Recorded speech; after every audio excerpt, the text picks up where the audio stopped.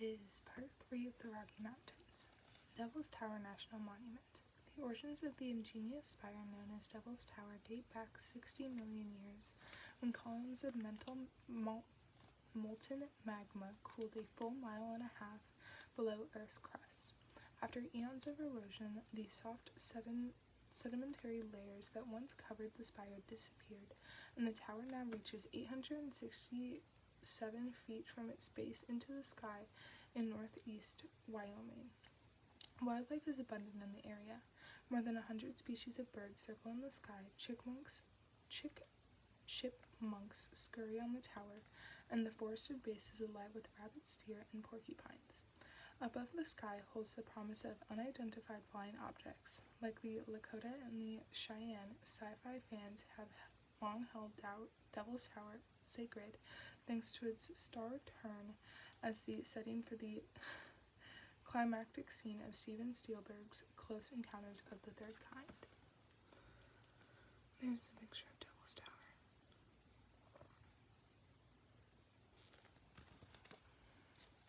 Medicine Wheel National Historic Landmark. Wyoming's Medicine Wheel is located in a remote area of the Bighorn National Forest at an elevation of 8,642 feet. It is one of the oldest active religious sites on the planet. For 7,000 years, this spot on Medicine Mountain has been sacred. Medicine Wheel is part of a larger system of interrelated religious areas, altars, sweat lodge sites, and other ceremonial venues, and it is still in use. The lasting artifact at the site is the actual Medicine Wheel, which is 75 feet in diameter and composed of 28 spokes of rocks intersecting in a central rocky cairn. Originally built several hundred years ago, it is now a historic landmark enclosed by a simple fence of rope. It is considered one of the best preserved sites of its kind.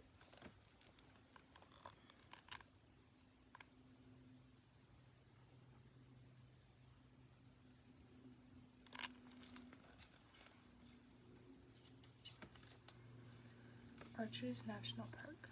Arches National Park in eastern Utah defies the imagination. Sandstone has eroded and been whittled into an astonishing landscape of color, shape, and texture.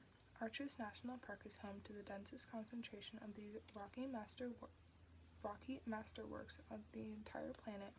There are more than 2,000 in all. The size of the park's arches ranges from 3 feet in diameter to the massive 306-foot landscape arch, the world's longest arch. This arch is one of the 8 along the 2-mile Devil's Garden Trail. The park's best-known attraction is Delicate Arch, which creates an amazing visual against a panorama of infinite sandstone.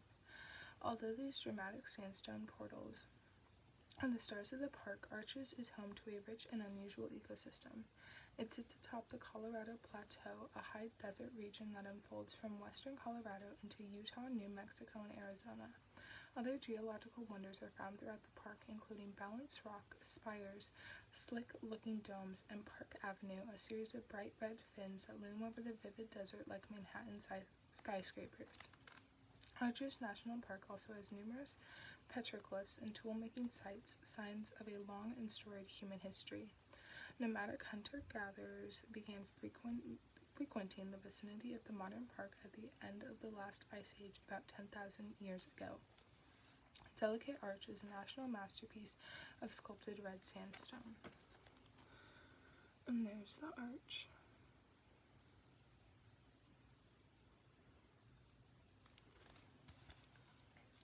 Beyond the park's namesake, Arches is a diverse array of stunning geology, including balanced rock in the windows area.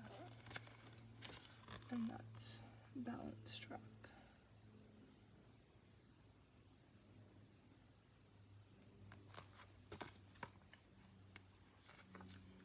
The Great Salt Lake. Utah's Great Salt Lake is the largest lake in the United States west of the Mississippi River. It covers about 1,700 square miles in the shadows of the Grand Wasatch Range. The lake is a remnant of prehistoric inland sea called Lake Bonneville that was once 10 times bigger than the Great Salt Lake. Visitors enjoy boating and swimming in its waters, which are saltier than the oceans, and sunbathing on white sand beaches. There are also trails for hiking, mountain biking on Antelope Island, a Utah state park, as well as other stretches of shoreline. A luminescent sunset over the Great Salt Lake, clouds and sky streaked with vivid hues of orange and red is unforgettable. I really want to go here. I think it'll be so fun. Temple Square. Temple Square in Salt Lake City is the most visited site in Utah. The striking Salt Lake Temple is at its center. Its architectural wonder is a living legacy to 40 years of hard work and perseverance. Work on the Salt Lake Temple began in 1853, 6 years after Brigham Young led thousands of Mormons to Great Salt Lake to escape persecution in Nauvoo, Illinois. During the next 4 decades, workers painstakingly carved granite blocks to create the temple. What kind of construction feat was this? Consider, the granite came from Little Cottonwood Canyon, about 20 miles away. Each block weighed a ton or more, and many were transported by ox-drawn wagon. Master stonecutters then fit the blocks perfectly into place without the aid of mortar. That sounds really cool. It looks so pretty and tall and just beautiful.